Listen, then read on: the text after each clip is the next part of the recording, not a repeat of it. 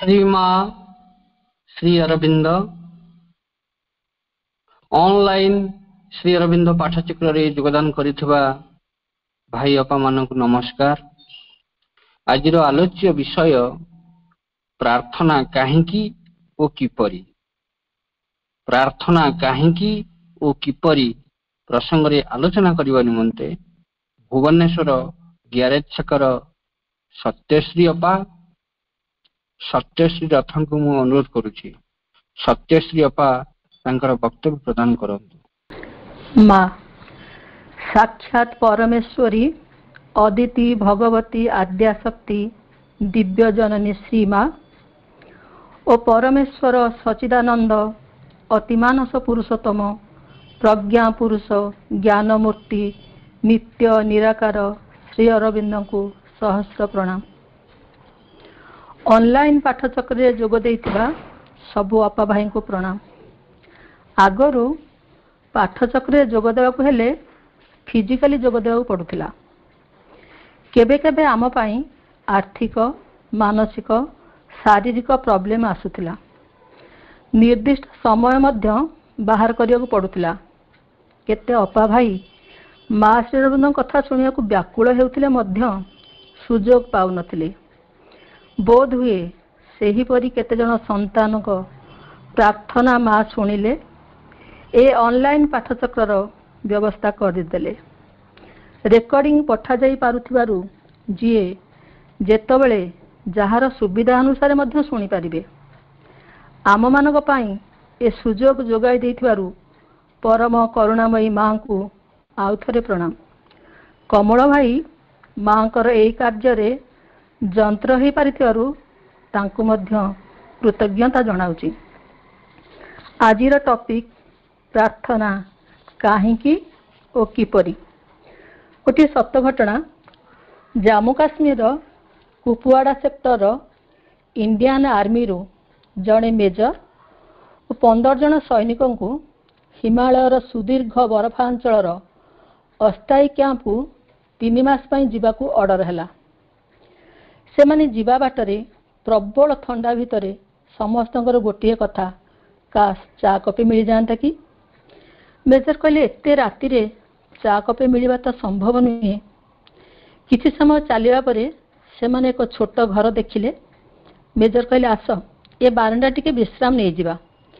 जने जवान कबाटर फांकरे उंडी देखि कहले एटा गोटे चा दुकान हेले ताला पड़ी। आपण जदि आदेश दियंते आमे ताला भांगी भीतर को जाई टिके चा पियंते। मेजर बाध्य ही हाँ मारिले। समस्ते ताला भांगी भीतर को गले। चा कले बिस्कुट थिला खाइले। भगवान को कृतज्ञता जणाइले। मेजर दुकानीर भंगा पैसा बक्सरे 1000 टंका रखिदेले। चा मिलवाटा भगवान को प्रार्थना नथिला। या परर घटनाटी थिला प्रार्थना। 3 मास परे पुणी एई 16 जन को पहाड़ ऊपर कैंप रु तल कैंप को आसिबाकू हैला। से माने फेरिया बाटरे पुणी चा दुकानी को भेटिले। सेतबेले दिन थिला। समस्ते दुकान को चिन्हि पारले और चा पीबाकू गले। देखिले चा दुकानी जने बुढ़ा लोक। एका सांगरे एते लोकों को चा दुकान देखी दुकानी बहुत खुशी। चा बिस्कुट देले। मेजर दुकानी सांगरे कथा हेले। मेजर पचारले एते उच्चा जगह दुकान कहीं करिच। बुढ़ा लोकटी मुहरे विश्वासर भाव फुटी उठुथाए। से सेठी दुकान करी भगवान को प्रार्थना करी तांकर अनेक कृपा पाई पाउछंती। एई समय जने जवान कहले तुमे तो भगवान को एते कृपा पाउछ एते गरीब कहीं हेइछ। बुढ़ा लोकटी कहले एमिति कुहंतुनी। एई 3 मास तलर कथा कहूची। आतंकवादी माने कौन से सूचना पाई मो पुओ को बहुत मारपीट कले। जो सूचना की मो पुओ को जना नथिला। मु ताको नहीं हॉस्पिटल ले पकेइली। मोर सबू पैसा सरीगला हेले पुओ सुस्थ हेनी। आतंकवादी को भय रे कि धार भी देलेनी। केवल प्रार्थना प्रार्थना प्रार्थना कोठु आनी भी पैसा। 3-4 दिन परे दुकान को आसिली। देखिली तो दुकान रो ताला भंगा हेछि। होश उड़ीगला। भाबिली ए सब काम से आतंकवादी हेइथिबो। केवल भगवान को प्रार्थना करुथाए। ଭିତରକୁ ଯାଇ ଦେଖିଲି ସବୁ ଠିକ୍ ଠାକ୍ ଅଛି, ବରଂ ପଇସା ବାକ୍ସରେ 1000 ଟଙ୍କା ରଖାହେଇଛି। ଏତେବେଳକୁ ବୁଢ଼ା ଲୋକଟିର ଆଖିରୁ ଲୁହ ଧାର ଧାର ହେଇ ବହି ଆସୁଥାଏ। ବାଷ୍ପରୁଦ୍ଧ କଣ୍ଠରେ କହିଲେ, ଇଏ ଭଗବାନଙ୍କ କୃପା ନୁହେଁ ତ ଆଉ କ'ଣ? ମେଜର ଆଉ ସୈନ୍ୟମାନେ ପରସ୍ପରକୁ ଅନାଉଥାନ୍ତି। ମାତ୍ର ମେଜର ଇସାରା ଦେଲେ ସମସ୍ତଙ୍କୁ ନୀରବ ରହିବାକୁ। ଏଥର ଉଠିଲେ, ଚା ବିସ୍କୁଟର ପଇସା ଦେଇ ତାଙ୍କ ସାଙ୍ଗେ ହାତ ମିଳାଇ ଆଗକୁ ଚାଲିଲେ। ଗଲାବେଳେ ସେ ମଧ୍ୟ କହୁଥିଲେ, ଭଗବାନଙ୍କୁ ପ୍ରାର୍ଥନା କେବେ ବ୍ୟର୍ଥ ଯିବନି। କାରଣ ସେ ବି ଅନୁଭବ କରିଥିଲେ ଦୀର୍ଘ 3 ମାସ କାଳ ପ୍ରଚୁର ତୁଷାରପାତ ମଧ୍ୟରେ ବି କେବଳ ପ୍ରାର୍ଥନା ଯୋଗୁଁ ସେ ଓ 15 ଜଣ ସୈନ୍ୟ ସହି ସାଲାମତ ଫେରି ଆସୁଛନ୍ତି। ମନୁଷ୍ୟ ଜନ୍ମରେ ପ୍ରାର୍ଥନାର ଗୁରୁତ୍ୱ ସର୍ବାଧିକ। ଭଗବାନଙ୍କ ସହ ଯୋଗସୂତ୍ର ରଖିବା ପାଇଁ ପ୍ରାର୍ଥନା ଦରକାର। ମୁନି ଋଷିମାନେ ପ୍ରାର୍ଥନା କରୁଥିଲେ, ଅସତୋମା ସଦ୍ଗମୟ, ତମସୋମା ଜ୍ୟୋତିର୍ଗମୟ, ମୃତ୍ୟୁର୍ମାଂ ଅମୃତଂ ଗମୟ। ବୈଦିକ ପ୍ରାର୍ଥନା ମଧ୍ୟ ଅଛି, ସର୍ବେ ଭବନ୍ତୁ ସୁଖିନଃ, ସର୍ବେ ସନ୍ତୁ ନିରାମୟ, ସର୍ବେ ଭଦ୍ରାଣୀ ପଶ୍ୟନ୍ତୁ, ମା କଶ୍ଚିତ୍ ଦୁଃଖଭାଗ୍ ଭବେତ୍। ଓମ୍ ଶାନ୍ତି, ଓମ୍ ଶାନ୍ତି, ଓମ୍ ଶାନ୍ତି। ପ୍ରାର୍ଥନା ଆରମ୍ଭରୁ ଥିଲା, ଏବେ ବି ଅଛି। ମଧୁସୂଦନ ରାଓଙ୍କ ଅଖିଳ ବ୍ରହ୍ମାଣ୍ଡପତି ମୋ ଜୀବନ ସ୍ୱାମୀ, ହେ ପରମ ପିତାମାତା ପ୍ରଭୁ ଅନ୍ତର୍ଯ୍ୟାମୀ, ଧନ୍ୟ କରୁଣା ତୁମ୍ଭର, ସେ କରୁଣା ସିନ୍ଧୁ କାହିଁ ତାର ପଟାନ୍ତର। ବ୍ରହ୍ମାଣ୍ଡର ଆଦିମୂଳ ନିଖିଳ ବିଧାତା, ସକଳ କଳୁଷ ହାରି ହେ ମଙ୍ଗଳ ଦାତା। ତୋର ମଙ୍ଗଳ ସଙ୍ଗୀତ ନିଖିଳ ଭୁବନ ଗାଏ ହୋଇବି ମୋହିତ। ଦ୍ୱିଲୋକ ଭାସ୍କର ଚନ୍ଦ୍ର ନକ୍ଷତ୍ର ନିକର, ଅନ୍ତରିକ୍ଷେ ସମୀରଣ ସଙ୍ଗେ ଜଳଧର। ପ୍ରଭୁ ଭୂଲୋକ ସାଗର, ଅଚଳ ଗହନ ନଦୀ ପଶୁପକ୍ଷୀ ନର, ସର୍ବେ ତ କରୁଣା ସିନ୍ଧୁ କରୁଛନ୍ତି ପାନ। କୋଟି ବ୍ରହ୍ମାଣ୍ଡର ନାଥ ତୁ ପ୍ରେମ ନିଦାନ। ସବୁଠାରେ ସେ ଭଗବାନଙ୍କୁ ଉପଲବ୍ଧି କରିଥିଲେ। ସେଥିପାଇଁ ତ ସେ ଭକ୍ତ କବି, ଋଷି କବି। ପ୍ରାର୍ଥନା କରିବାରେ ଗୋପବନ୍ଧୁ ମଧ୍ୟ କମ୍ ନଥିଲେ। ତାଙ୍କର ପ୍ରାର୍ଥନା ନମନିରଞ୍ଜନ ନିଖିଳ ନିଦାନ ସମସ୍ତଙ୍କୁ ଜଣା। ପ୍ରାର୍ଥନା ତାଙ୍କର ଏତେ ଅଭ୍ୟାସ ଥିଲା ଯେ ମୃତ୍ୟୁ ବେଳକୁ ସେ ଗୋଦାବର୍ଷ ମିଶ୍ରଙ୍କୁ କହିଲେ, ଆପଣ ଟିକେ ମୋ ପାଖରୁ ଯାଆନ୍ତୁ, ମୁଁ ଟିକେ ପ୍ରାର୍ଥନା କରିବି। କିଛି ସମୟ ପରେ ଗୋଦାବର୍ଷ ଆସି ଦେଖିଲେ ଗୋପବନ୍ଧୁ ଆଉ ନାହାନ୍ତି। ମହାତ୍ମା ଗାନ୍ଧୀ ପ୍ରତିଦିନ ଠିକ୍ ସମୟରେ ପ୍ରାର୍ଥନା କରୁଥିଲେ। ରାମ ନାମ ଜପ ତାଙ୍କର ଏତେ ଅଭ୍ୟାସ ଥିଲା ଯେ ଗୁଳି ବାଜିଲା ବେଳେ ମଧ୍ୟ ତାଙ୍କ ପାଟିରୁ ବାହାରିଥିଲା, ହେ ରାମ। ମା ମଧ୍ୟ ସେଇ କଥା କହୁଛନ୍ତି, ଯିଏ ଯେଉଁ ଚେତନାରେ ଥାଇ ମୃତ୍ୟୁବରଣ କରେ ତାର ପରଜନ୍ମ ପୁଣି ସେଇ ଚେତନାରୁ ଆରମ୍ଭ ହୁଏ। ଏସବୁ ସମୟ ଅନୁସାରେ ପ୍ରାର୍ଥନା ଥିଲା। ମାତ୍ର ମାଙ୍କୁ ଜାଣିବା ପରେ ଆମେ ପ୍ରାର୍ଥନାକୁ ଟିକେ ବଦଳେଇ ଦେବା। କାରଣ ରୂପାନ୍ତର ପାଇଁ ଆମକୁ ବିଶ୍ୱାସ, ପ୍ରତ୍ୟାଖ୍ୟାନ ଓ ସମର୍ପଣ କରିବାକୁ ପଡ଼ିବ। ମା ଭଗବତୀ ଜନନୀ ନିଜକୁ ନିଜେ ପ୍ରାର୍ଥନା କରିଛନ୍ତି। ମାନବ ଆତ୍ମାର ପ୍ରତିନିଧି ରୂପେ କିପରି ଭଗବାନଙ୍କୁ ପ୍ରାର୍ଥନା କରାଯାଏ ତାହା ହିଁ ସେ ପ୍ରାର୍ଥନା ମାଧ୍ୟମରେ ଶିଖାଇଛନ୍ତି। ପ୍ରାର୍ଥନା ମଧ୍ୟରେ ସରଳ ଓ ଶ୍ରେଷ୍ଠ ପ୍ରାର୍ଥନା ହେଉଛି ରାଧାସ୍ ପ୍ରେୟାର। ସବୁ ମୋ ଭାବନା ଆବେଗ ଅନୁଭୂତି ଅନ୍ତରେ, ଜୀବନର ଗତି ସକଳ ପ୍ରତି ଅଣୁ ଶରୀରେ। ପ୍ରତି ରକ୍ତ ବିନ୍ଦୁ ମୋହର ପ୍ରଭୁ ସିନା ତୁମରି, ଏକାନ୍ତେ ମୁହିଁ ସର୍ବମନ୍ତେ ନିଶ୍ଚିନ୍ତେ ମୁଁ ତୁମରି। ମୋର ବୋଲି କିଛି ରଖିନି, ହେଉ ଇଚ୍ଛା ପୂରଣ, ଯାହା ବାଛିଦେବ ମୋ ପାଇଁ ଜୀବନ ବା ମରଣ। ସୁଖ ଦୁଃଖ ଭୋଗ ବେଦନା ଯାହା ଆସୁ ମୋ ପାଶେ, ତୁମ୍ଭ ଦାନ ବୋଲି ଆଦରେ ବରି ନେବି ହରସେ। ଗୋଟି ଗୋଟି ତୁମ୍ଭ ଦାନ ମୋ ଥାରେ ଦିବ୍ୟ ସମ୍ପଦ, ବୋହି ଆଣିବ ମୋ ସମୀପେ ଅପରୂପ ଆନନ୍ଦ। ଭଗବତ ସେବକର ପ୍ରାର୍ଥନା ତ ସମସ୍ତଙ୍କୁ ଜଣା। ମା କହୁଛନ୍ତି, ସକଳ ଆନ୍ତରିକ ପ୍ରାର୍ଥନା ପୂର୍ଣ୍ଣ ହୁଏ। ଆମର ସମଗ୍ର ଜୀବନ ହେବା ଉଚିତ ଭଗବାନଙ୍କୁ ନିବେଦିତ ଏକ ପ୍ରାର୍ଥନା। ପ୍ରାର୍ଥନା ହେଉଛି ଭଗବାନଙ୍କ ସହ ମିଳିତ ହେବା ପାଇଁ ଏକ ସାଧନା। ସାଧାରଣ ଲୋକେ ବୁଝନ୍ତି ପ୍ରାର୍ଥନା କରିବାର ଅର୍ଥ ମାଗିବା।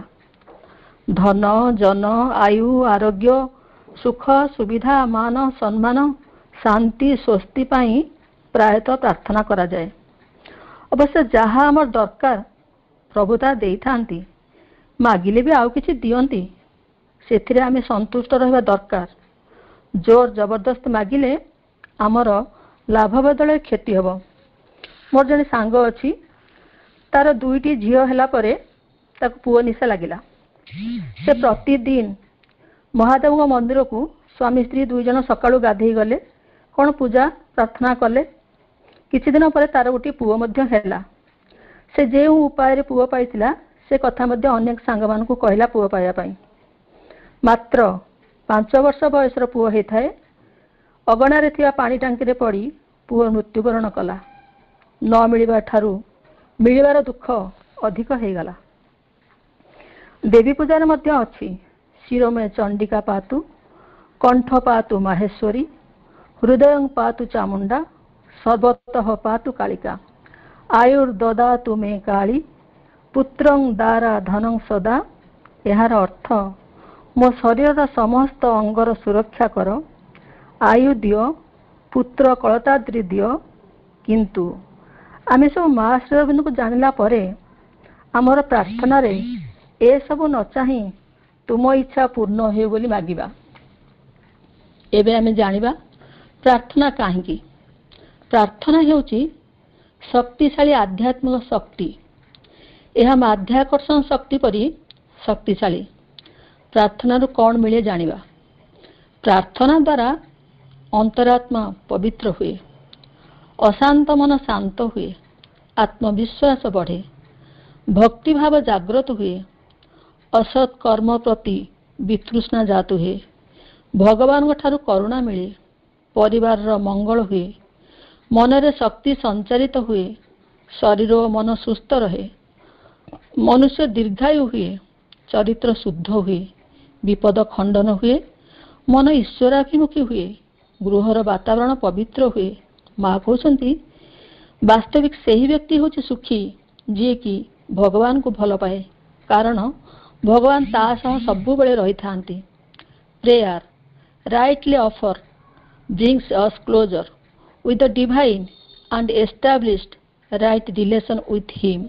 ଅର୍ଥାତ୍ ପ୍ରାର୍ଥନା ଯଥୋଚିତ ଆକୁଳତା ଓ ଆନ୍ତରିକ ଭାବରେ ନିବେଦନ କଲେ ତାହା ଭଗବାନଙ୍କ ନିକଟତର କରେ ଓ ତାଙ୍କ ସହ ନିବିଡ଼ ସମ୍ପର୍କ ସ୍ଥାପନ କରେ। ନିଷ୍କାମ ପ୍ରାର୍ଥନା ଈଶ୍ୱରଙ୍କ ପାଖରେ ପହଞ୍ଚେ ଓ ତାଙ୍କୁ ସ୍ପର୍ଶ କରେ। ପ୍ରାର୍ଥନା ହେଉଛି ଭଗବତ ସାନ୍ନିଧ୍ୟ। ଭଗବାନଙ୍କ ନିକଟରେ ନିଜକୁ ସମ୍ପୂର୍ଣ୍ଣ ସମର୍ପଣ କରିଦେବା ହିଁ ପ୍ରାର୍ଥନା।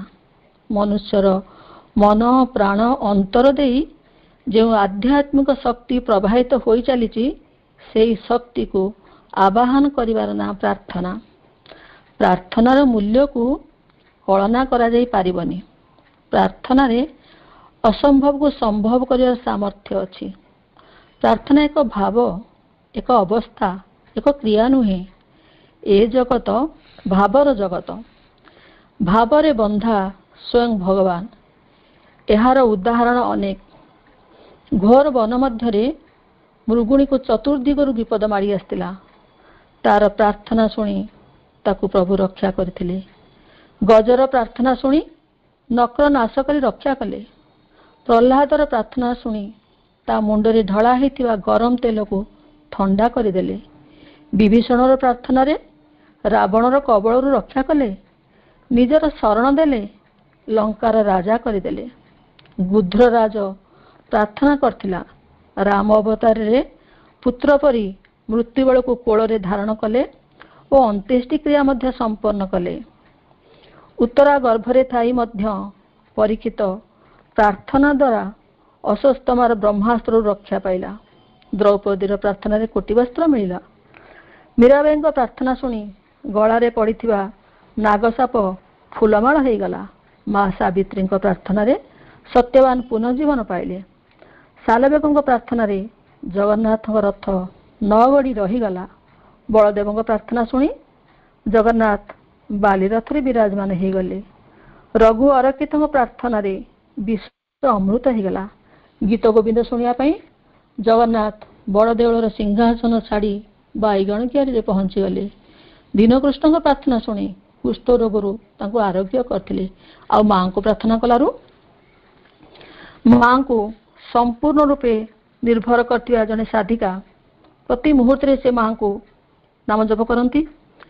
ତାଙ୍କର ପୁଅ 4ର୍ଥ ବର୍ଷ ଇଞ୍ଜିନିୟର ଛାତ୍ର ଦିନେ ଅପରାହ୍ନରେ ବାଇକ୍ ଧରି କୌଣସି ଏକ କାର୍ଯ୍ୟ ପାଇଁ ସେ ବାହାରକୁ ବାହାରିଗଲେ। ହଠାତ୍ ତାଙ୍କର ଆକ୍ସିଡେଣ୍ଟ ହେଲା। ତାଙ୍କ ପେଟ ଭିତରେ ବାଇକ୍ର ହ୍ୟାଣ୍ଡେଲ ପଶିଗଲା। ଅଜସ୍ର ରକ୍ତସ୍ରାବ। ଘରକୁ ଖବର ଆସିଲା। ହସ୍ପିଟାଲରେ ପୁଅକୁ ଭର୍ତ୍ତି କରାଗଲା। କୌଣସି ଉପାୟରେ ମଧ୍ୟ ରକ୍ତସ୍ରାବ ବନ୍ଦ ହେଲା ନାହିଁ। ଅପରେସନ କରାଗଲା। ଦେଖାଗଲା ଷ୍ଟୋମାକରେ ପଶିଯାଇଛି ବାଇକ୍ର ହ୍ୟାଣ୍ଡେଲ। ତାପରେ ଦୀର୍ଘ 2 ମାସ ଲାଗିଲା, ତଥାପି ପୁଅ ସୁସ୍ଥ ହେଉନଥାଏ। ମା ପୁଅ ପାଖରେ ପ୍ରତିବେଳେ ମାଙ୍କର ଫଟୋକୁ ଧରି କେବଳ ପ୍ରାର୍ଥନା ପ୍ରାର୍ଥନା ପ୍ରାର୍ଥନା ହିଁ କରୁଥାନ୍ତି। ତା ପରଦିନ ଡକ୍ଟରମାନେ ଆସି କହିଲେ କ'ଣ ପାଇଁ ପୁଅର ପେଟ ଶୁଖୁନାହିଁ। ପୁଣି ଅଲ୍ଟ୍ରାସାଉଣ୍ଡ କରାଗଲା। ଦେଖାଗଲା ପେଟ ଭିତରେ ପୁଣି ଇଣ୍ଟେଷ୍ଟାଇନ୍ କିଛି ଅଂଶ ପଚିଗଲାଣି। ପୁଣି ଆଉଥରେ ଅପରେସନ କରିବା ପାଇଁ ବ୍ୟବସ୍ଥା କରାଗଲା। ନର୍ସ ମାନେ କହିଦେଇ ଗଲେ ଆପଣ ଏ ରୁମ୍କୁ ଆଉ କାହାକୁ ଆସିବାକୁ ଦେବେ ନାହିଁ। କିଛି ସମୟ ପରେ ଜଣେ ନର୍ସ ଆସି ଜୋରସରେ ଚିଲେଇଲେ, ମନା କରିଥିଲୁ ନା ଆପଣଙ୍କୁ ଏ ରୁମ୍କୁ କାହାକୁ ଆସିବାକୁ ଦେବେ ନାହିଁ ବୋଲି। ସେ ସ୍ତ୍ରୀ ଲୋକ ଜଣ କହିଲେ କେହି ତ ଆସିନାହାନ୍ତି, ମୁଁ ତ ଏଇଠି ବସିଛି। ତାପରେ ସେ ଦେଖିଲେ ମାଙ୍କ ଫଟୋକୁ ସେ ସ୍ତ୍ରୀ ଲୋକ ହାତରେ ଧରିଥିଲେ। ସେ ଫଟୋକୁ ଦେଖି କହିଲେ ଏଇ ସ୍ତ୍ରୀ ଲୋକ ତ ଏବେ ଏ ରୁମ୍ରୁ ବାହାରିଗଲେ। ଭାବନ୍ତୁ ତ କାହିଁ କେତେ ଦୂରରୁ ପ୍ରାର୍ଥନା ଯୋଗୁଁ ମା ଆସି ସେ ରୁମ୍ ଭିତରେ ପଶି ବୋଧହୁଏ ପିଲାଟିକୁ ଆଶୀର୍ବାଦ କରିଦେଇ ଯାଇଥିବେ, ଆଉଁସି ଦେଇ ଯାଇଥିବେ, କାଲି ଅପରେସନ ହେବ, ତୁ ଯେମିତି ସୁସ୍ଥ ହେଇଯାଉ। ଆଉ ସେଇଆ ହିଁ ହେଲା। ଅପରେସନ ହେଲା। 2 ମାସ ସମୟ ଲାଗିଲା, ମାତ୍ର ପିଲାଟି ସୁସ୍ଥ ହେଇଗଲା। ଦୀର୍ଘ 4 ମାସର ପଛୁଆ ପାଠକୁ ସେ ପଢ଼ିନେଲା। ସୁନ୍ଦର ଚାକିରିଟିଏ ମଧ୍ୟ କଲା ଏବଂ ମାଙ୍କର ସାରା ଜୀବନ ଶରଣାଗତ ହୋଇ ରହିଗଲା। ସ୍ୱାମୀ ଶିବାନନ୍ଦ କହୁଛନ୍ତି ପ୍ରାର୍ଥନା ଆମମାନଙ୍କ ଜୀବନରେ ଅଙ୍ଗାଙ୍ଗୀ ଭାବେ ଜଡ଼ିତ ହେଇଯାଉ। ପ୍ରାର୍ଥନା ବଳରେ ଆମ୍ଭମାନଙ୍କର ଅନ୍ତଃଚକ୍ଷୁ ଉନ୍ମିଳିତ ହେଇଯାଉ। କେବଳ ଭଗବାନଙ୍କ ଠାରେ ହିଁ ନିତ୍ୟ ସୁଖ ଓ ପରମ ଶାନ୍ତି ମିଳିବ। ତେଣୁ ସର୍ବଶକ୍ତିମାନ ପ୍ରଭୁଙ୍କୁ ପ୍ରାର୍ଥନା କରନ୍ତୁ, ହେ ପ୍ରଭୁ, ବୃଥାରେ ଅଯଥା ନାନାଦି କଳ୍ପନା ପୋଷଣ କରି ବିଭିନ୍ନ ଅନାବଶ୍ୟକ ବିଚାରକୁ ପ୍ରଶ୍ରୟ ଦେଇ ଲକ୍ଷ ଲକ୍ଷ ବୃଥା ସଂକଳ୍ପରେ ବୁଡ଼ି ରହି ମୋର ମନ ଓ ଅନ୍ତର ବିଭିନ୍ନ ବ୍ୟାଧିରେ ଗ୍ରସ୍ତ ହୋଇ ରହିଛି।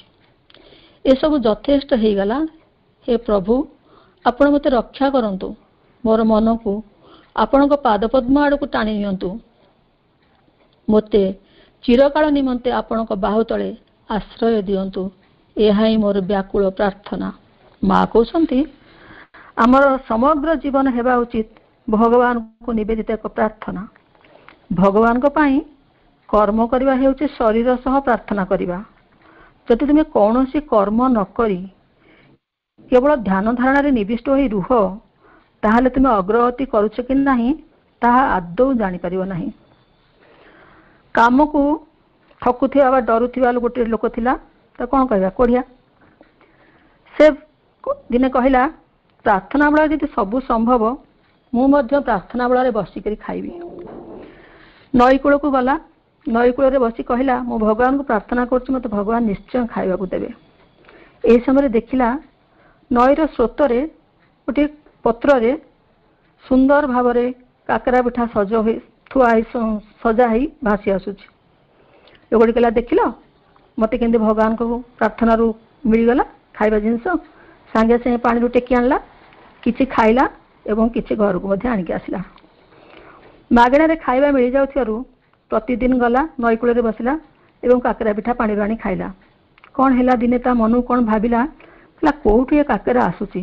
ସତରେ କ'ଣ ଭଗବାନ ମୋ ପ୍ରାର୍ଥନା ଶୁଣି ଏ କାକରା ଭସେଇ ଦେଉଛନ୍ତି? ତାହେଲେ ତ ମୁଁ ଯାହା ମାଗିବି ପ୍ରାର୍ଥନା ବେଳେ ମୋତେ ସବୁ ମିଳିଯାଆନ୍ତା। ଏହା ଭାବିକିରି ନଈର ଉପର ମୁଣ୍ଡ ସ୍ରୋତ ଆଡ଼ିକୁ ଚାଲିଲା। କିଛି ଦୂର ଗଲା ପରେ ଦେଖିଲା ଜଣେ ସ୍ତ୍ରୀ ଲୋକ ଯାହାର ସର୍ବାଙ୍ଗ ହେଉଛି ଚର୍ମ ରୋଗ ପରିପୂର୍ଣ୍ଣ, से स्त्री लोक जनक काकरा भसौछंती। ये ताकू पचारला तमे काई काकरा भसौछ ना देखुछ मो शरीर सारा केमती पूज रक्त जनित घा हेची मते जणे बतैछंती मु जदि मो शरीर रे अटा को बोलिबी एवं से किछि समय परे पुणी से अटा को छड़ेबी से अटा को काकरा पिठा करी पानी रे भसई देले ताकू जो जल जीव माने खाइबे तापर मो शरीर सुस्थ हो जिवो। लोकटी कहला हे हे एई खाद्य ताले मते मिलुतला प्रार्थना बळ रे बुझीगला मते हाथ देइछंती भगवान मु काम न करी यदि खाइबी ताले मते एई प्रकार खाद्य मिलिबो। श्री अरविंद कहउछंती to work for the divine is to pray with the body.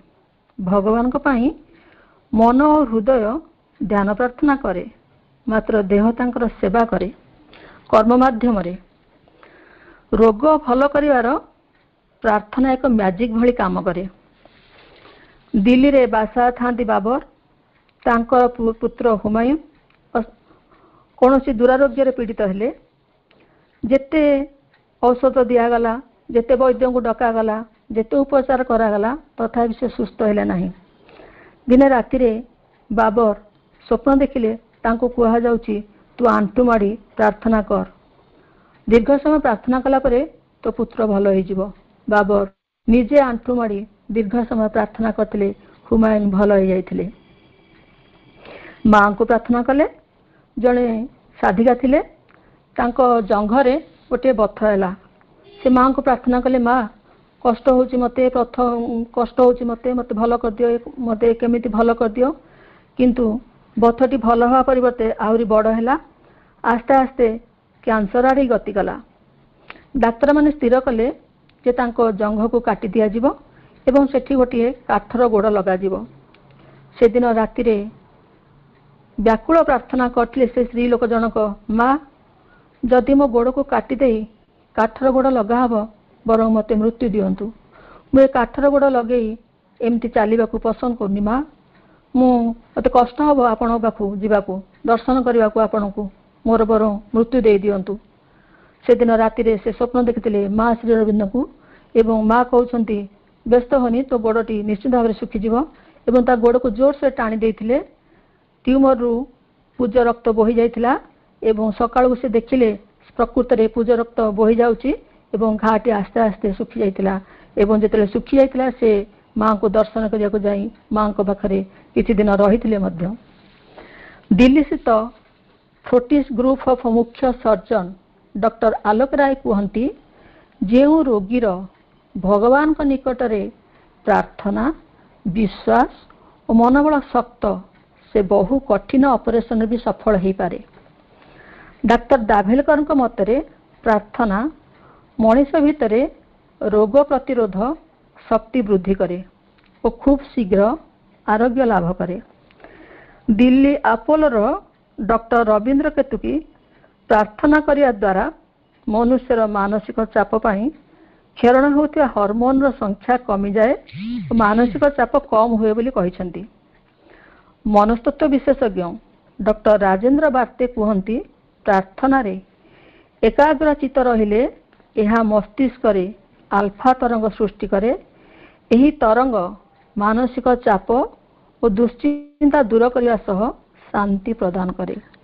Madras Apollo hospital विशिष्ट हृदरोग विशेषज्ञ डॉक्टर कवि प्रसाद मिश्र कहती रोगीर चिकित्सा बा ऑपरेशन करिया पूर्व जगन्नाथ को से प्रथमे प्रार्थना करती।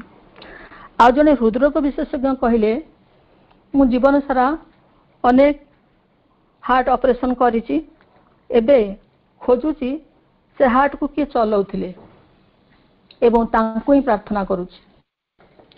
प्रार्थना रे भक्ति श्रद्धा विश्वास निस्वार्थपरता धैर्य अभ्यास रहबा उचित। प्रार्थना रे भक्तिर स्थान सर्वश्रेष्ठ। गीतारे अछि भक्ति रे जे दिए मोते पत्र पुष्प फल जल ग्रहण करे पुतात्मा भक्त दत्त से सकल। श्री अरविंद मध्य कहिसंती तोते पाइले आउ छाड़िबु नाही श्रद्धा भक्ति प्रेमर डोर रे बांधी रखिबु। प्रार्थना रे श्रद्धार भूमिका मध्य गुरुत्वपूर्ण। गीतारे कहाइछि मो ठारे निवेशी मन ଯେଉଁ ନିତ୍ୟ ଯୁକ୍ତ ଜନ ଶ୍ରଦ୍ଧା ଭରେ ପୂଜେ ମୋତେ, ମୋ ମତେ ସେ ଯୁକ୍ତତମ। ଶ୍ରଦ୍ଧାରେ ସବରି ଅଇଁଠା ଗୋଳି ଦେଇଥିଲା, କରମାବାଇ ଦାନ୍ତ କାଠିରେ ଖେଚେଡ଼ି ଘାଣ୍ଟି ପକାଉଥିଲା। ଶ୍ରୀ ଅରବିନ୍ଦ ମଧ୍ୟ କହିଛନ୍ତି, ତୁମର ଶ୍ରଦ୍ଧା ହେବା ଉଚିତ ଶୁଦ୍ଧ, ସରଳ, ପୂର୍ଣ୍ଣ। ଶ୍ରଦ୍ଧା, ଆନ୍ତରିକତା ଓ ସମର୍ପଣ ଯେତେ ପୂର୍ଣ୍ଣତର ହେବ, ମାଙ୍କର କରୁଣା ଓ ଅଭୟ ସେତେ ଘେରି ରହିବ। ପୂର୍ଣ୍ଣ ଯୋଗରେ ବିଶ୍ୱାସ ହେଉଛି ପ୍ରଥମ ସ୍ତମ୍ଭ। ବିଶ୍ୱାସ ନ ରହିଲେ ପ୍ରାର୍ଥନାର ମୂଲ୍ୟ କିଛି ନାହିଁ। ବିଶ୍ୱାସ ଦ୍ୱାରା ହିଁ ପ୍ରାର୍ଥନା ଶକ୍ତି ଯୋଗାଏ, ଅସମ୍ଭବ ସମ୍ଭବ ହୁଏ। ଏହି 2016 ମସିହାର କଥା, ନୀଳାଦ୍ରି ବିଜେ ଦିନର ଘଟଣା ଆପଣମାନେ ସମସ୍ତେ ମନେ ପକାନ୍ତୁ। ସେବାୟତ ପ୍ରଶାସନ ମଧ୍ୟରେ ଗଣ୍ଡଗୋଳ ଆରମ୍ଭ ହୋଇଗଲା। ଠିକ୍ ସୁଦର୍ଶନଙ୍କୁ ସେମାନେ ସିଂହାସନରୁ କାଢ଼ି ଆଣି ରଥର ସାମ୍ନାରେ ରଖିଦେଲେ। ଗଣ୍ଡଗୋଳ ଚାଲିଲା, କାରଣ କୌଣସି ସେବାୟତଙ୍କର ପରିବାରର ଲୋକକୁ ସେମାନେ ରଥକୁ ଉଠାଇଥିଲେ। ରଥକୁ କୌଣସି ଲୋକ ଉଠିବାକୁ ମନା ଥିଲା, ତେଣୁ ଆରମ୍ଭ ହୋଇଥିଲା ଗଣ୍ଡଗୋଳ। ଦୀର୍ଘ 3 ଘଣ୍ଟା ଧରି ସେମାନଙ୍କ ଭିତରେ ଗଣ୍ଡଗୋଳ ଚାଲିଲା। ଅପରପକ୍ଷରେ ଜର୍ମାନରୁ 20 ଜଣ ମଧ୍ୟବିତ୍ତ ପରିବାରର ଭକ୍ତ ଦୀର୍ଘ ଦିନର ଅର୍ଥ ସଞ୍ଚୟ କରି ଜଗନ୍ନାଥଙ୍କୁ ବଡ଼ଦାଣ୍ଡରେ ଦେଖିବେ ବୋଲି ଆଶା ରଖି ଆସୁଥିଲେ। କୌଣସି କାରଣରୁ ପ୍ଲେନ୍ ବିଳମ୍ବ ହେଲା। ସେମାନେ ଆସି ଯେତେବେଳେ ଦିଲ୍ଲୀରେ ଓହ୍ଲାନ୍ତି, ଦେଖିଲେ ଆରମ୍ଭ ହୋଇଗଲାଣି ପହଣ୍ଡି। ଭାବି ପାରିଲେନି କ'ଣ କରିବେ ସେମାନେ। ଆହୁରି 3 ଘଣ୍ଟା, 3.5 ଘଣ୍ଟା ଲାଗିବ ତାଙ୍କୁ ବଡ଼ଦାଣ୍ଡରେ ପହଞ୍ଚିବା ପାଇଁ। କେବଳ ପ୍ରାର୍ଥନା, ପ୍ରାର୍ଥନା, ପ୍ରାର୍ଥନା। ପ୍ରଭୁ, ଏତେ ବାଟରୁ ଆସିଛୁ ଆମେ, ଅସମ୍ଭବକୁ ସମ୍ଭବ କର, ଆମ ପାଇଁ ଅପେକ୍ଷା କର ପ୍ରଭୁ। କୋଉ କାଳେ ହୁଏତ ସାଲବେଗଙ୍କ ପାଇଁ ରଥ ରହିଥିଲା। ଏଇ 2016 ମସିହାରେ ଆପଣମାନେ ମନେ ପକାନ୍ତୁ, ପହଣ୍ଡି ରହିଗଲା। ସେମାନେ ଦୀର୍ଘ 3.5 ଘଣ୍ଟା ପରେ ଆସି ବଡ଼ଦାଣ୍ଡରେ ଜଗନ୍ନାଥଙ୍କର ପହଣ୍ଡି ଦେଖିଲେ। ଜଗନ୍ନାଥଙ୍କୁ ଦେଖିଲେ ଯେତେବେଳେ ପହଣ୍ଡି ସରି ସରି ଆସୁଥାଏ, ଏଇ 20 ଜଣ ଲୋକଙ୍କର ଏତେ ଆକୁଳ ପ୍ରାର୍ଥନା ଥିଲା। ଦୂରଦର୍ଶନ ସାମ୍ନାରେ ମଧ୍ୟ ଏମାନେ ଦେଖିପାରିଥିଲେ। ଦୂରଦର୍ଶନ ମଧ୍ୟ ଏମାନଙ୍କୁ ଦେଖିପାରିଥିଲା ଏବଂ ପ୍ରଚାର ପ୍ରସାର ମଧ୍ୟ କରିଥିଲା। ୟୁଟ୍ୟୁବରେ ମଧ୍ୟ ଏ ଘଟଣା ଛଡ଼ା ଯାଇଥିଲା। ଆଉ ଗୋଟିଏ ସତ କଥା କହୁଛି, 2014 ମସିହାରେ ମୁଁ ମୋର ସମସ୍ତ certificate, PAN card, Aadhaar card, voter card, bank passbook, କେତେକ ଫିକ୍ସ ଡିପୋଜିଟ୍, ଏମିତି ଅନେକ ପୁରା ଓରିଜିନାଲ ଜିନିଷ, ମୋ ପାଖରେ କିଛି ତାର ଡୁପ୍ଲିକେଟ୍ ବି ନଥିଲା। ମୁଁ ସବୁତକ ଧରି ମାଙ୍କର ଗୋଟିଏ ବ୍ୟାଗରେ, ମାଙ୍କ ସିମ୍ବଲ ଥିବା ଗୋଟେ ବ୍ୟାଗରେ ରଖିଲି। ବ୍ୟାଙ୍କର କାମ ପାଇଁ ବାହାରିଗଲି। ମୋର ବାଟରେ ମୋର ସାଙ୍ଗ ଦେଖା ହେଲା। ଗପ ଭିତରେ ରହିଗଲି, ବ୍ୟାଗଟି ଛାଡ଼ିଦେଲି। ଯାଇ ଯେତେବେଳେ ପହଞ୍ଚେ ବ୍ୟାଙ୍କରେ, ମୋର ହୋସ୍ ଉଡ଼ିଗଲା। ମୁଁ କ'ଣ କରିବି ଭାବି ପାରିଲିନି। ତାପରେ ସେ ବ୍ୟାଙ୍କର ମ୍ୟାନେଜରଙ୍କୁ ପଚାରିଲି। ସେ କହିଲେ, ଆଉ କ'ଣ କରାଯିବ? ଆଉ କିଛି କରାଯାଇପାରିବନି, ଆପଣ ଖାଲି ପାସବୁକ୍ ଗୋଟେ ଆପ୍ଲିକେସନ୍ ଦେଇ ଯାଆନ୍ତୁ, ମୋର ହଜିଯାଇଛି ବୋଲି। ତାପରେ ମୁଁ ଭାବି ପାରୁନଥାଏ କ'ଣ କରିବି। ଯେତେ ଚେଷ୍ଟା କଲେ ମଧ୍ୟ ମୋ ମନକୁ ବୁଝେଇ ପାରୁନଥାଏ, କାରଣ ସବୁ ଅରିଜିନାଲ ହଜେଇ ଦେଇଛି। ପୁଣି କେତେ ଦିନ ଲାଗିବ ମୋତେ ସବୁ ପୁଣି ଖୋଜିକି ଆଣିବା ପାଇଁ। ମୁଁ ସେତେବେଳେ ମାଆଙ୍କୁ ଏତେ ଧରିନଥିଲି, ମୋର ବିଶ୍ୱାସ ଏତେଟା ଆସିନଥିଲା। ମୁଁ ମାଆଙ୍କୁ ପ୍ରାର୍ଥନା କରିପାରୁନଥିଲି, ଶଯ୍ୟାଶାୟୀ ହେଇଯାଇଥିଲି। ଦୀର୍ଘ 3 ଦିନ କାଳ ମୁଁ ଠିକ୍ସେ ଖାଇନଥିଲି। ମୁଁ ଭାବି ପାରୁନଥିଲି କ'ଣ ହେବ ବୋଲି। କିନ୍ତୁ ମୋ ପାଇଁ ଅନ୍ୟ କିଏ ପ୍ରାର୍ଥନା କରୁଥିଲେ, ଯେଉଁ ପ୍ରାର୍ଥନାର ଶକ୍ତିରେ 3 ଦିନ ପରେ ମୋର ସମସ୍ତ ସାର୍ଟିଫିକେଟ୍ ଫେରି ପାଇଲି। ସେଇ ଦିନଠାରୁ ମାଆଙ୍କୁ ଏତେ ବିଶ୍ୱାସ ଆସିଲା, ପ୍ରତି କଥାରେ ମାଆଙ୍କୁ ଜାବୁଡ଼ି ଧରି ଚଳିବାକୁ ହେଉଛି। ପ୍ରାର୍ଥନା ନିଃସ୍ୱାର୍ଥପର ହେବା ଦରକାର। ଆମେ ସମସ୍ତେ ଆମ ପାଇଁ ପ୍ରାର୍ଥନା କରୁ। ମା କହୁଛନ୍ତି ଗୁଡ୍ ୱିଲ୍ ଫର୍ ଅଲ୍, ଅର୍ଥାତ୍ ଆମେ ଅନ୍ୟ ପାଇଁ ସଦିଚ୍ଛା ବା ପ୍ରାର୍ଥନା କରିବା। ସାଧାରଣତଃ କିଏ ଅସୁସ୍ଥ ହୋଇ ପଡ଼ିଲେ, ହସ୍ପିଟାଲରେ ପଡ଼ିଲେ ବନ୍ଧୁବାନ୍ଧବମାନେ ଫଳ ହଲିସ୍ ନେଇ ଯାଆନ୍ତି। କିନ୍ତୁ ଆମେ ମା ଶ୍ରୀଅନ୍ନକୁ ଜାଣିଥିବା ଅପା ଭାଇମାନେ କାହିଁକି କେତେ ଦୂରରୁ ରୋଗୀର ସୁସ୍ଥତା ପାଇଁ ପ୍ରାର୍ଥନା କରୁ। ଆମକୁ ଏ କଥା ମା କହିଛନ୍ତି, ପ୍ରାର୍ଥନା ବଳରେ ରୋଗୀ ସୁସ୍ଥ ହୋଇଯାଇପାରିବ। କେତେକ ଲୋକ ମୋତେ ନିଃସ୍ୱାର୍ଥପର ପ୍ରାର୍ଥନା କରନ୍ତି। ଥରେ ମୁଁ ଜଗନ୍ନାଥଙ୍କ ମନ୍ଦିରରେ ନୀଳଚକ୍ରକୁ ଚାହିଁ ଠିଆ ହୋଇଥାଏ। ମୋ କାନରେ ଆସି ପଡ଼ିଲା, ଶୁଣିଲି ଜଣେ ପ୍ରାର୍ଥନା କରୁଛନ୍ତି, ହେ ନୀଳଚକ୍ର, ମୋ ଗ୍ରାମବାସୀ, ରାଜ୍ୟବାସୀ, ପୃଥିବୀବାସୀଙ୍କୁ ସୁଖରେ ରଖିଥିବ ପ୍ରଭୁ, ବିଶ୍ୱର କଲ୍ୟାଣ କରୁଥିବ, ସମସ୍ତଙ୍କୁ ଘଣ୍ଟ ଘୋଡ଼େଇ ରଖିଥିବ ପ୍ରଭୁ। ମୁଁ ଭାବି ପାରିଲିନି କିଏ ସେ ପ୍ରାର୍ଥନା କରୁଛନ୍ତି। ତାପରେ ମୋର ଆଖି ଦେଖିଲା जड़े वयस्क लोक धोती पंजाबी पिंधि कांधे गोटे गामुछा पकई पूरा हाथ टेकी जगन्नाथ को प्रार्थना कर आखिर लुह बोही आसूची से प्रार्थना करी करी जगन्नाथ देवलू पछमुआ ही बाहरी गले। भगवान को प्रार्थना करथिबा लोकंकर धैर्य रहिबा दरकार। दुई जन ऋषि प्रार्थना करथिले। बहुत दिन प्रार्थना करिबा परे नारद कहले, प्रभु एमने केबेठु प्रार्थना करणी, आंको पाखु टिके जांतु, आंको कथा टिके सुनंतु। प्रभु कहले, जा तांको कहबू से जो गछ मूले बसी प्रार्थना करूछंती से गछर पत्र गोटी गोटी झड़ी सारा पर मुझे देखा करी। नारद आसी कहले प्रथम जन को कहले, तमें जो गछ मूले बसिन से गछर पत्र गोटी गोटी खसी पड़ला परे प्रभु तुमको देखा करेंगे। से कहला, ए हे मु तो गोटे तेंतुली गछ मूले बसी, ए गछर पत्र गोटी गोटी झड़ब, प्रभु मत देखा करेंगे, मु आ बस पारिबिनी कही उठी पड़ेले। आउ जन कहले, भगवान मत देखा करेंगे, सेति मो ढेर। मु पुणी प्रार्थना से जारी रखिले, भगवान तांको देखा करेंगे तो आउ काहाको देखा करेंगे। माँ मध्य कहउछंती धैर्य उपर माँ मध्य गुरुत्व देइछंती। प्रतिदिन सकाळ 9:30 रे माँ जो रूम रु तलू को बाहरी आसती से पहाच पाखे आश्रम अनेक साधक साधिका माने माँ को देखा करती। लीना डाउसेट नाम जड़े साधिका माँ को से देखा करती। दिनकर घटना 9:30 हो गलानी, से ठिया होती माँ को देखा करेंगे बोली। माँ रूम रे आसुना केते समय गलानी तथापि माँ आसुना। लीना डाउसेट जानीपारे माँ का आसवा विलंब होची। कहीं से व्यस्त होती ना तांकर डाइनिंग रे सूप बांटिया दायित्व दि जाए, सेपटे तांकर काम आरंभ हो व्यस्त हो पड़ती। माँ को न देखी पलैबे डाइनिंग को ना देखा करेंगे निश्चिंत। तेणु प्रार्थना ही आरंभ कले, माँ शीघ्र आसतु, माँ मत दर्शन दिंतु, माँ कृपा करंतु। केवल प्रार्थना प्रार्थना। माँ जानीपारे मत डाकुंट बोली सांगे सांगे माँ डेरी नक रूम रू बाहरी आसले। केते साधक साधिका थिले, माँ किंतु समस्त पाखरु धड़पड़ हो जाई से लीना डाउसेट पाखे पहुँचले एवं तांकु धैर्यर एक पुष्प प्रदान कले एवं कहले, जाओ एथर तुम काम रे जाओ। अभ्यास द्वारा प्रार्थना सिद्धिप्रद हुए। स्वामी शिवानंद कहते, तुम यदि नियमित प्रार्थना करिब तेबे तुम जीवनर धारा धीरे धीरे बदली जीव। प्रार्थना अभ्यास रे पड़गले तुमर एपरी अनुभव आसीबो जेपरी प्रार्थना बिना बंची हेबो नाही। ख्रीष्ट धर्म बेले माने कहती से माने प्रति बेले जेकोसी विपद आसू से डाकती जीशु को डाक पकाती एवं अभ्यास मुताबक से प्रति रविवार दिन चर्च को जाती। मुस्लिम माने दिन को 5 थर प्रार्थना करती अभ्यास मुताबक। मोर मन पड़ी चतुर्थ पंचम क्लास रे पढ़ु थाए, गोटे डाकवाला मुस्लिम थिले। सी डाकवाला जो से सीना बंद है चिठी पत्र गोटे माटिया बैग रे से नहीं जाती गोटे डाकघर आ गोटे डाकघर को। ठीक निर्दिष्ट समय रे से साइकल रू ओल्हे पड़ती प्रार्थना करती। से मुझे बुझीपारे ये कौन कर कंटा बण जो ना रास्ता दाढ़ जो पार्टी ओल्हे पड़ती सी कौन हाथ उपर टेकुंट कान हाथ मारुंट तले मुंड लगाउंट। मुझे बहुत हसे ये कौन पागल ना कौन।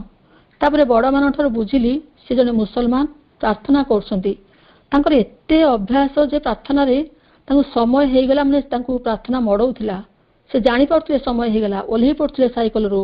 मुझे दिने देखी रास्तार से कंटा जो लाजकोली कंटा पाखे से बसी प्रार्थना करते। भगवान तांकु देखा देबे तो आउ काहाकु देखा देबे।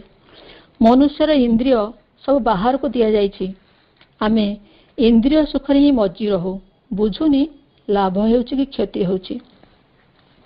3 जन सांग अभ्यास मुताबक एवं घरर संस्कार दृष्टि से माने प्रति रविवार सांग ही चर्च को जाती। दिने चर्च को जाउथिले, किछि बाट जिबा परे तांको कान रे पड़िला क्रिकेट खेल आनाउंस। से माने कहले, अरे अरे आज तो ये बहुत सुंदर क्रिकेट खेल होची, चलो आग क्रिकेट खेल देखा चर्च को आर रविवार को जीवा। चर्च कौन पलि जाऊँ ना कौन, क्रिकेट खेल चलो देखा जावा। 3 जन जाक कहीं जड़े भी कहले जे नाई आम जीवानी। 3 जन जाक गले खेल देखापी जा देखिले चारिपटे तंबू घेरा होती क्रिकेट खेल चारिपटे। से माने पैसा नहीं नथिले घर टिकेट कर देखापी କିନ୍ତୁ ତାଙ୍କୁ ଏତେ ନିଶା ଲାଗିଲା କ୍ରିକେଟ ଖେଳ ଦେଖିବା ପାଇଁ, 3 ଜଣ ଯାହା ସ୍ଥିର କଲେ ଜଣେ ତା ଉପରେ ଆଉ ଜଣେ ଚଢ଼ିବ, ତା ଉପରେ ଆଉ ଜଣେ ଚଢ଼ି ଖେଳ ଦେଖିବ। 20 ମିନିଟ୍ ସେ ଖେଳ ଦେଖି ସାରିଲା ପରେ ସେ ଓହ୍ଲେଇବ, ଦ୍ୱିତୀୟ ଜଣକ ପୁଣି ଦେଖିବ। ଦ୍ୱିତୀୟ ଜଣକ 20 ମିନିଟ୍ ଦେଖି ସାରିଲା ପରେ ସେ ଓହ୍ଲେଇବ, ପ୍ରଥମ ଜଣ ଦେଖିବ। ଅର୍ଥାତ୍ ଗୋଟେ ଘଣ୍ଟା ମଧ୍ୟରେ ଜଣେ 20 ମିନିଟ୍ ଖେଳ ଦେଖିବ ଏବଂ ଆଉ 2 ଜଣଙ୍କର ଓଜନକୁ 40 ମିନିଟ୍ ସମ୍ଭାଳିବ। ଖେଳ ଦେଖି ସାରିଲେ ବହୁତ ଖୁସି ହେଲେ, ଭାରି ଆନନ୍ଦ ଲାଭ କଲେ। ତା ପରଦିନ ସକାଳୁ ଆଉ ବିଛଣାରୁ ଉଠି ପାରୁନାହାନ୍ତି, ଜ୍ୱର ବି ହେଇଯାଇଛି। ରାମକୃଷ୍ଣ ପରମହଂସ ମଧ୍ୟ ଏକ କାହାଣୀ କହିଛନ୍ତି। ଜଣେ ବ୍ୟକ୍ତି ପ୍ରତିଦିନ ନିଜର ଗନ୍ତବ୍ୟସ୍ଥଳରେ ପହଞ୍ଚିବା ପାଇଁ ଟ୍ରେନରେ ଯିବାକୁ ବାହାରନ୍ତି। ମାତ୍ର ବାଟରେ ଗଲାବେଳେ କେଉଁଦିନ କେଉଁ ଦୃଶ୍ୟ ତାଙ୍କ ଆଖିରେ ପଡ଼େ, ସେ ସେଇଠି ଲାଖିଯାଆନ୍ତି, ଟ୍ରେନ୍ ଫେଲ୍ ହୁଅନ୍ତି। କହିବାର କଥା, ଆମେ ମଣିଷ ଆସିଛେ ଭଗବାନଙ୍କୁ ଖୋଜିବା ପାଇଁ, ହେଲେ ଅନ୍ୟ ଅଯଥା କାମରେ ରହି ରହି ନିର୍ଦ୍ଦିଷ୍ଟ କାମରୁ ବିଚ୍ୟୁତ ହେଇଯାଉଛି, ଜୀବନ ସରିଯାଉଛି। ମା କହୁଛନ୍ତି, ଆମ୍ଭମାନଙ୍କ ପ୍ରତ୍ୟେକ ଅଙ୍ଗ ଯେପରି ତୁମ କାର୍ଯ୍ୟରେ ସହଚର ହୁଏ ଏବଂ ସେସବୁ ଯେପରି ପ୍ରସ୍ତୁତ ହୋଇ ଉଠନ୍ତି ତୁମରି ସିଦ୍ଧି ସକାଶେ, ସୁଖ ନିମିତ୍ତ ଜୀବନ ଧାରଣ କର ନାହିଁ, ଭଗବାନଙ୍କ ସେବା ନିମିତ୍ତ ଜୀବନ ଧାରଣ କର। ଏହାଦ୍ୱାରା ତୁମେ ଯେତେ ସୁଖ ଲାଭ କରିବ ତାର କଳ୍ପନା ବି କରିପାରିବ ନାହିଁ। କେବଳ ଭଗବାନଙ୍କ ସମ୍ବନ୍ଧରେ ଚିନ୍ତା କର, ଭଗବାନଙ୍କ ନିମିତ୍ତ ଜୀବିତ ରୁହ, ଭଗବାନଙ୍କ ନିମିତ୍ତ ଅଭିପ୍ସା କର, କେବଳ ଭଗବାନଙ୍କ ନିମିତ୍ତ କର୍ମ କର, କେବଳ ଭଗବାନଙ୍କ ପ୍ରତି ଅନୁରକ୍ତ ରୁହ, କେବଳ ଭଗବାନଙ୍କୁ ଚାହଁ, କେବଳ ଭଗବାନଙ୍କୁ ଅନୁସନ୍ଧାନ କର, କେବଳ ଭଗବାନଙ୍କୁ ଶ୍ରଦ୍ଧା କର।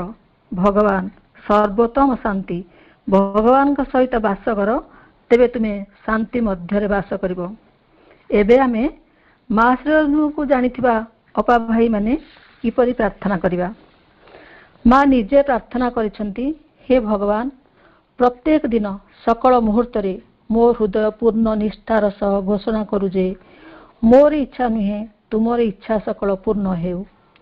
ହେ ମୋର ପ୍ରଭୁ, ମୋର ଭଗବାନ, ତୁମେ ମୋ ଠାରୁ ଯାହା ଚାହଁ ମୁଁ ତାହା ହୋଇ ଉଠେ। ତୁମେ ମୋତେ ଯାହା କରିବା ପାଇଁ ଚାହଁ ସେହିପରି ଗଢ଼ି ତୋଳ। ହେ ପ୍ରଭୁ, ତୁମେ ମୋତେ ପ୍ରକୃତ ସୁଖ ପ୍ରଦାନ କର, ଯାହାକି କେବଳ ତୁମ ଉପରେ ନିର୍ଭର କରିପାରୁଥିବି। ହେ ମୋର ମଧୁମୟ ପ୍ରଭୁ, ସ୍ନେହମୟୀ ଜନନୀ, ତୁମେ ମୋତେ ପ୍ରକୃତ ପ୍ରେମ ପ୍ରଦାନ କର, ଯେଉଁ ପ୍ରେମ କି ଆପଣାକୁ ସମ୍ପୂର୍ଣ୍ଣ ଭାବରେ ଭୁଲିଯାଏ। The divine is present among us when you remember him. Always he gives us the strength to face all circumstances with perfect peace and equanimity. Become aware of the presence and your difficulties will disappear. ଅର୍ଥାତ୍ ଭଗବାନ ଆମ୍ଭମାନଙ୍କ ମଧ୍ୟରେ ଉପସ୍ଥିତ ଅଛନ୍ତି। ଯେତେବେଳେ ଆମେ ତାଙ୍କୁ ସ୍ମରଣ କରୁ, ସର୍ବଦା ହିଁ ପୂର୍ଣ୍ଣ ଶାନ୍ତି ଓ ସମତା ସହ ସକଳ ପରିସ୍ଥିତିର ସମ୍ମୁଖୀନ ହେବା ନିମିତ୍ତ ସେ ଆମ୍ଭମାନଙ୍କୁ ଆବଶ୍ୟକୀୟ ଶକ୍ତି ପ୍ରଦାନ କରନ୍ତି। ସେହି ଭଗବତ ଉପସ୍ଥିତି ସମ୍ବନ୍ଧେ ସଚେତନ ହୁଅ, ତୁମର ସକଳ ବାଧା ବିପତ୍ତି ଅନ୍ତର୍ହିତ ହେବ। ଏବେ ଦେଖିବା ଆମେ କେତେବେଳେ କେଉଁ ପ୍ରାର୍ଥନା କରିବା। ପ୍ରାତଃ ପ୍ରାର୍ଥନା। ମାଇ ଲର୍ଡ, ମାଇ ସୁଇଟ୍ ମଦର, ଲେଟ୍ ମି ବି yours, absolutely yours, perfectly yours. Your force, your light and your love will protect me against evils. ଅର୍ଥାତ୍ ହେ ପ୍ରଭୁ, ମୁଁ ଆଉ ମୋର ଯାହା କିଛି ଅଛି ସମସ୍ତ ତୁମ ଚରଣରେ ଅର୍ପଣ କରୁଛି। ମୋତେ ଶୁଦ୍ଧ ବୁଦ୍ଧି, ଜ୍ଞାନ ଓ ବିବେକ ଦିଅ। ମୁଁ ସତ୍ୟକୁ ବୁଝିପାରେ ତଥା ଆଚରଣ କରିପାରେ। ମୋତେ ସତ୍ୟ ମାର୍ଗରେ ପରିଚାଳିତ କର। ବିଦ୍ୟା ଓ ସଦ୍ଗୁଣ ପ୍ରାପ୍ତିରେ ମୋତେ ସାହାଯ୍ୟ କର। ମଧୁମୟୀ ମା, ହେ ମୋର ଈଶ୍ୱର, ପରିପୂର୍ଣ୍ଣ ରୂପେ ହେବି ମୁଁ ତୁମର। ଅଶୁଭ ଶକ୍ତି କବଳ ଉଦ୍ଧରି ରଖ ମୋତେ ଶକ୍ତି ଜ୍ୟୋତି ପ୍ରେମ ଢାଳି। ମଧ୍ୟାହ୍ନର ପ୍ରାର୍ଥନା। O my Lord, sweet Mother, I am yours and pray to be more and more perfectly yours. ହେ ମୋର ପ୍ରଭୁ, ହେ ସ୍ନେହମୟୀ ଜନନୀ, ମୁଁ ହେଉଛି କେବଳ ତୁମରି ଏବଂ ଅଧିକରୁ ଅଧିକ ପରିପୂର୍ଣ୍ଣ ଭାବରେ ତୁମରି ହୋଇ ରହିବାକୁ ପ୍ରାର୍ଥନା କରୁଛି। ମଧୁମୟୀ ମା, ପରମ ଈଶ୍ୱର, ଚିରଦିନ ଲାଗି କେବଳ ତୁମର ଶ୍ରୀ ଚରଣେ ତବ ଏଇ ମୋର ଅଳି, ପରିପୂର୍ଣ୍ଣ ରୂପେ ହେବି ମୁଁ ତୁମରି। ରାତ୍ରିର ପ୍ରାର୍ଥନା। O my Lord sweet Mother, your force is with me, your light and your love and you will save me from all difficulties. हे मोर प्रभु, मोर स्नेहमयी जननी, मु जेपरी तुमर होई रहे, तुमरी शक्ति, तुमरी आलोक, तुमरी प्रेम मते जावतीय मंदर हाथरू सुरक्षित रखु। सकाळ एवं संध्यार प्रार्थना। Lord, I want to be yours and worthy of you, make me your ideal child. हे प्रभु, मु तुमर होई रहिबाकु इच्छा करूछि, तुमर योग्य होई रहिबाकु इच्छा करूछि। मते तुमे तुमर आदर्श संतान रूपे गढ़ी नियो। गढ़ मते तुम आदर से प्रभु कर योग्य तब आसे परम प्रभुए जनाई मिनती आपणार कर मते। खाद्य ग्रहण समय प्रार्थना। O my sweet lord, supreme truth, I aspire that this food I take may infuse into all the cell of my body your all knowledge, your all kindness. हे मोर प्रियतम प्रभु, सर्वोत्तम सत्य, मु एहा ही अभिप्सा करूछि जे तुमर ए जो प्रसाद मु सेवन करूछि ताहा मो शरीरर प्रत्येक कोष मध्यरे तुमर समस्त ज्ञान, तुमर समस्त शक्ति, तुमर समस्त करुणा भरि देओ। असुस्थता आरोग्य मध्य प्रार्थना। बहुत सहज प्रार्थना किंतु अमोघ अस्त्र, अमोघ औषध। क्योर मी ओ मदर, क्योर मी। हे माँ, आस मोर असुस्थता दूर कर दियो। गोटे सत घटना कहूँ, ये भुवनेश्वर से माँ गोटे स्कूल मध्य करिसेंती। दिने बाइक रे जाउथिले गोटे चेन चोर तांको बेकरु चेन भिड़ीदेला एवं ठेलीदेला मध्य से पड़ी गले। अनेक खंडिया खाबरा हेले ता संगे तांको गोड़टी मध्य भांगी गला। गोड़ ऑपरेशन कराला। बहुत दिन शଯ୍ୟାଶାयी रहिले। तापर जो आस्ते आस्ते उठिले, ठिया हेले, गोड़ तांकर फुलीगला, बहुत पेन हैला, तांको बहुत कष्ट हैला। से दीर्घ 6 मास कटेले। जो डॉक्टर कहते 6 मास पर से गोड़ रु रड कढ़ाब, जो देखले डॉक्टर कहले ए हाड़ ठीक से जोड़ी हेनी, तेढ़ामेढ़ा होकर अच्छी। देखले फोटो जे तेढ़ामेढ़ा होकर अच्छी। आउ थे ऑपरेशन कराला जदि हाड़ जोड़ी हो रड कढ़ाब। से कहले ना, मु ऑपरेशन करिबिनी, केवल प्रार्थना प्रार्थना प्रार्थना। माँ को प्रार्थना द्वारा सब संभव है। केते कष्ट होता, कष्ट टिके कमिला। से सबू काम करि पारछंती, घर काम ठारू विद्यालय प्रिंसिपाल सबू काम करि पारछंती। आउ गोटे काम से करछंती, गाधे सारी सबू दिन माँ को फूल पादुक से पाउछंती। प्रार्थना एवं फूल प्रसाद जोगु से सबू काम करि पारछंती। से आम ज्वलंत उदाहरण आम निजे देखीचु। संकट मोचन और मातृकृपा लाभ कर प्रार्थना। Supreme Lord, eternal truth, let us obey thee alone and live according to truth. हे परम प्रभु, चिरंतन सत्य, आमे केवल तुमर आज्ञाबह होई उठू और सत्यर विधान को आश्रय करी जीवन धारण करू।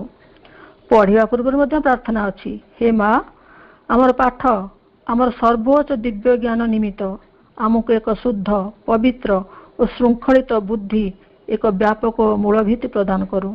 श्री अरविंद कहते, a prayer, a master act, a king idea can link man strength to a transcendent force.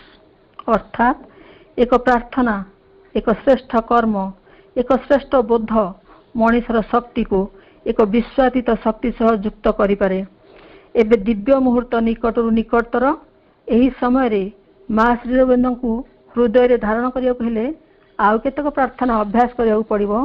सेगुड़िक मध्यरु Om Shri Aurobindo Mirra, open my mind, my heart, my life to your light, your love, your power in all things may I see the divine.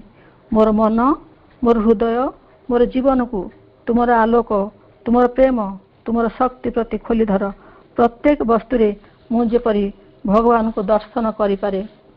O Lord, I pray to the guide my footsteps, enlighten my mind, that at every moment and in all things I may do exactly what thou wantest me to do.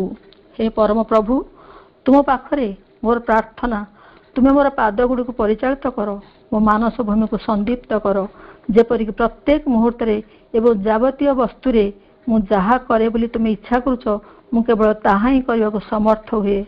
ପ୍ରାର୍ଥନା ହେଉଛି ଶ୍ରୀମା ଶ୍ରୀ ଅରବିନ୍ଦଙ୍କ ସହ ସିଧାସଳଖ କଥାବାର୍ତ୍ତା। ସେଥିରେ ସଂକୋଚ ରହିବା ଉଚିତ ନୁହେଁ। ପ୍ରାର୍ଥନା ବଳରେ କର୍ମଫଳ ପରିବର୍ତ୍ତିତ ହୋଇପାରେ, ଅସମ୍ଭବ ସମ୍ଭବ ହୋଇପାରେ। ଭାଗବତରେ ଅଛି, ମୁକଂ କରୋତି ବାଚାଳଂ ପଙ୍ଗୁ ଲଙ୍ଘୟତେ ଗିରି ଯତ୍କୃପା ତମହଂ ବନ୍ଦେ ପରମାନନ୍ଦ ମାଧବଙ୍କୁ। ମାଙ୍କୁ ପ୍ରାର୍ଥନା କଲେ କ'ଣ ହବ? ଜଣେ ସାଧିକା ଥିଲେ, ତାଙ୍କୁ ଡକା ହେଇଥିଲା ଗୋଟିଏ ବିଦ୍ୟାଳୟରେ, ଶ୍ରୀମା ଅରବିନ୍ଦ ବିଦ୍ୟାଳୟକୁ କିଛି ସମୟ କହିବା ପାଇଁ। ସେ କହିଲେ, ମୁଁ ଯାଇକରି ତମ ଗାଁ ପାଖ ଷ୍ଟେସନରେ ପହଞ୍ଚିଯିବି, ତମେ ମୋତେ ସେଇଠୁ ନେଇଯିବ। ସେ ଯେତେବେଳେ ଆସି ଷ୍ଟେସନରେ ଓହ୍ଲାନ୍ତି, ଦେଖିଲେ ତାଙ୍କୁ ନେବାକୁ କେହି ବି ଆସିନାହାନ୍ତି। ସେ ବ୍ୟସ୍ତ ହୋଇ ପଡ଼ିଲେ, ସନ୍ଧ୍ୟା ହେଇ ଆସୁଛି, କ'ଣ କରିବି? ଯାଇ ପାଖ ଦୋକାନରେ ପହଞ୍ଚିଲେ। କହିଲେ, ସେଇ ବିଦ୍ୟାଳୟକୁ ପଚାରିଲେ। ସେମାନେ କହିଲେ, ସେ ବିଦ୍ୟାଳୟ ତ ଏଠୁ 2.5 କିଲୋମିଟର ଦୂର, ଆପଣ ଯିବେ କେମିତି? ତାପରେ ସେଇ ଦୋକାନୀ ଟିକେ ତା ଦୋକାନରୁ ବାହାରିକି ଆସି ଦେଖିଲା, ସେ ଗାଁକୁ ଯାଉଥିବା ଗୋଟିଏ ଲୋକକୁ ପାଇଲା। କହିଲା, ଏଇ ଲୋକଟି ସେ ଗାଁକୁ ଯିବ, ଆପଣ ତା ସାଙ୍ଗେ ଯାଆନ୍ତୁ ଭାରି। ସେ ଲୋକ କହିଲା, ମୁଁ ତ ସାଇକେଲରେ ଆସିଛି, ମୋର ବହୁତ ଜିନିଷପତ୍ର ଲଦିଛି, ଗୋଟେ କାମ କରନ୍ତୁ, ଆପଣ ଆଉ ମୁଁ ଚାଲନ୍ତୁ, ଚାଲିକିରି ଯିବା। 2 ଜଣ ଯାକ ଚାଲିକି ଯାଉଥାନ୍ତି। କିଛି ବାଟ ଗଲା ପରେ ସେ ଲୋକଟି କହିଲା, ଆରେ ଆରେ ଆରେ, ମୋ ଘର ତ ଜଳି ଯାଉଛି, ଏ ତ ମୋରି ଘର, ଗାଁ ମୁଣ୍ଡରେ ମୋରି ଘର। ଆପଣ ଗୋଟେ କାମ କରନ୍ତୁ, ଆପଣ ଚାଲିକିରି ଆସନ୍ତୁ, ମୁଁ ଯାଉଛି ଆଗରେ ସାଇକେଲରେ, ମୋ ଘରେ ନିଆଁ ଲାଗିଗଲାଣି ନା। ଏ ଅପା କହିଲେ, ତମେ ଗଲେ କ'ଣ ନିଆଁ ଲିଭେଇ ପାରିବ? ରୁହ, ମୁଁ ମାଆଙ୍କୁ ପ୍ରାର୍ଥନା କରେ। ପ୍ରାର୍ଥନା କଲେ ମା ସବୁ ସମ୍ଭବ, ମା ହିଁ ନିଆଁ ଲିଭେଇ ଦେବେ। ସେ କହିଲେ, କୋଉ ମା ତମର? ମା କ'ଣ ପ୍ରାର୍ଥନା ବେଳେ ନିଆଁ ଲିଭେଇ ଦେବେ? ଏଟା ସମ୍ଭବ? ତମେ ପଛରେ ଚାଲିକି ଆସ, ପ୍ରାର୍ଥନା କରୁଥାଅ, ପଛରେ ଚାଲିକି ଆସୁଥାଅ, ମୁଁ ଯାଉଛି। କହି ସେ ପଳେଇଲେ। ଏ ଅପା ମାଆଙ୍କୁ ପ୍ରାର୍ଥନା କରି କରି କରି କରି ଦୀର୍ଘ ସମୟ ପରେ ଯାଇ ସେଠି ପହଞ୍ଚିଲେ। ଦେଖିଲେ ତାଙ୍କୁ ନେବାକୁ ଆସିଥିବା ଭାଇ ମଧ୍ୟ ସେଇଠି ଅଛନ୍ତି। ସେ କହିଲେ, ଅପା ମୋତେ କ୍ଷମା କରିବେ, ମୁଁ ଯାଉଥିଲି ଗାଡ଼ି ନେଇକରି, ମୋଠୁ ଏଇ ଲୋକମାନେ ଗାଡ଼ି ନେଇଗଲେ ଦମକଳ ଡାକିବା ପାଇଁ, କାରଣ ନିଆଁ ଲାଗିଯାଇଛି, ତେଣୁ ମୁଁ ବାଧ୍ୟ ହେଇ ଏଇଠି ଅଛି। ସେ କହିବାର କଥା ହେଲା, ଦମକଳ ଆସିବା ପୂର୍ବରୁ ନିଆଁ ଲିଭି ଯାଇଛି। ଏଇ ଅପା ଯେତେବେଳେ ଯାଇ ସେଠି ପହଞ୍ଚିଲେ, ସେଇ ଘରକୁ ଯିଏ ସାଇକେଲରେ ଖୁବ୍ ଜୋରରେ ଯାଇଥିଲା, ସେ କହିଲା, ଆରେ ଆରେ, ପ୍ରକୃତରେ ଏଇ ବ୍ୟକ୍ତି ଜଣକ ଏଇ ଅପାଙ୍କ ପ୍ରାର୍ଥନାରେ ତ ନିଆଁ ଲିଭିଛି। ତାପରେ ସମସ୍ତେ ଜାଣି ଯାଇଥିଲେ, ମାଆଙ୍କୁ ପ୍ରାର୍ଥନା କଲେ ନିଆଁ ମଧ୍ୟ ଲିଭି ଯାଉଛି। ସେ ମାଆଙ୍କୁ ପ୍ରାର୍ଥନା କରିବା ତ ଆଉ କାହାକୁ ପ୍ରାର୍ଥନା କରିବା? ମନ ଯେତେବେଳେ ବିଚଳିତ ହୋଇପଡ଼େ, ସେତେବେଳେ ପ୍ରାର୍ଥନା ଏକାନ୍ତ ଆବଶ୍ୟକ। ମାଆଙ୍କ ଫଟୋ ପାଖରେ ବସି ତାଙ୍କୁ ଅତି ନିଜର ଆପଣାର ଭାବି ଦୁଃଖ ସୁଖ ସୁବିଧା ଅସୁବିଧା ସିଧାସଳଖ କହିଦେବା ହିଁ ପ୍ରାର୍ଥନା। In all pursuits intellectual or active your own motto should be remember and offer. ଅର୍ଥାତ୍ ସକଳ କର୍ମରେ, ତା ମାନସିକ ହେଉ ଅବା ଶାରୀରିକ ହେଉ, ତୁମ ସମ୍ମୁଖରେ ଏକମାତ୍ର ନିତ୍ୟ ବାକ୍ୟ ହେଉଛି ସ୍ମରଣ ରଖ, ସମର୍ପଣ କର। ଆମର ପ୍ରତ୍ୟେକ ପ୍ରାର୍ଥନା କରିବା ଉଚିତ, my Lord, every day in all circumstances let me repeat with the full sincerity of my heart, may thy will be done at not mine. ହେ ମୋର ପ୍ରଭୁ, ପ୍ରତ୍ୟେକ ଦିବସରେ, ସବୁ ପରିବେଶରେ ମୋର ହୃଦୟ ପରିପୂର୍ଣ୍ଣ ଆନ୍ତରିକତାରେ ପୁନରାବୃତ୍ତି କରିବାକୁ ଦିଅ। ମୋର ଇଚ୍ଛା ନୁହେଁ, ତୁମର ଇଚ୍ଛା ପୂର୍ଣ୍ଣ ହେଉ। ମା ଶ୍ରୀ ଅରବିନ୍ଦଙ୍କ ଯୋଗ ପୂର୍ଣ୍ଣ ଯୋଗ, ରୂପାନ୍ତରିତ ଯୋଗ, ସାମୂହିକ ଯୋଗ। ଏ ପୃଥିବୀ ରୂପାନ୍ତରିତ ହେବ। ତେଣୁ ଆମେ ସମସ୍ତେ ମିଶି ପ୍ରାର୍ଥନା କରିବା, ହେ ଭଗବାନ, ତୋର ଇଚ୍ଛା ପୂର୍ଣ୍ଣ ହେଉ, ତୋର କର୍ମ ସଂସିଦ୍ଧ ହେଉ। ଆମ ଭକ୍ତିକୁ ଦୃଢ଼ କର, ସମର୍ପଣକୁ ବର୍ଦ୍ଧିତ କର, ପଥ ଜ୍ୟୋତିର୍ମୟ କର। ଅନ୍ତରରେ ଆମ୍ଭେମାନେ ତୋତେ ପରମ ଅଧୀଶ୍ୱର ରୂପେ ପ୍ରତିଷ୍ଠା କରୁଛୁ, ଯେପରି ତୁମେ ସମଗ୍ର ପୃଥିବୀର ପରମ ଅଧୀଶ୍ୱର ହେଇପାର। ଆମ୍ଭମାନଙ୍କ ବାକ୍ୟ ଏବେ ବି ଅଜ୍ଞାନଚ୍ଛନ୍ନ, ତାହାକୁ ଆଲୋକିତ କର।